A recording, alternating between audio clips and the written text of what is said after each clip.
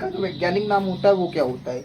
अगर आप लोगों से कभी भी एग्जाम हाल में पूछा जाता है कि आरबीसी का वैज्ञानिक नाम क्या होता है, तो याद रखना एरिथ्रोसाइट। एरिथ्रोसाइट किसका वैज्ञानिक नाम होता है? आरबीसी का वैज्ञानिक नाम होता है। आप लोगों को कमेंट बॉक्स में बताना है कि डब्ल्यूबीसी का वैज्ञानिक नाम क्या होता है।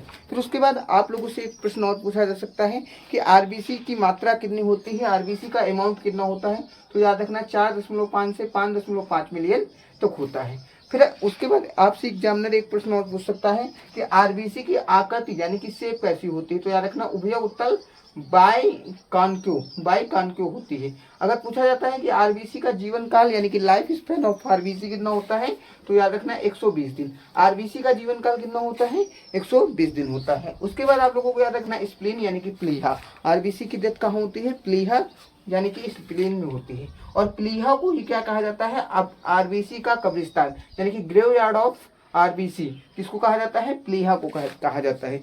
आप लोगों को कमेंट बॉक्स में बताना है कि सर्वदाता रक्त समूह कौन सा होता है और सर्वग्राही रक्त समूह कौन सा होता है। एक बार हम इन सारे प्रश्नों का क्विक रिवीजन कर लेते हैं। सबसे पहले हम लोगों ने बात की कि आरबीसी का वैज्ञानिक नाम क्या होता है, तो एरिथ्रोसाइट होता है। उसके बाद हमने इसकी मात्रा के लिए बात की तो 4.5 मिलियन से 5.5 मिलियन तक होती है। इसकी आकृति की बात की तो भैया उत्तल बाईकॉन्केव होती है।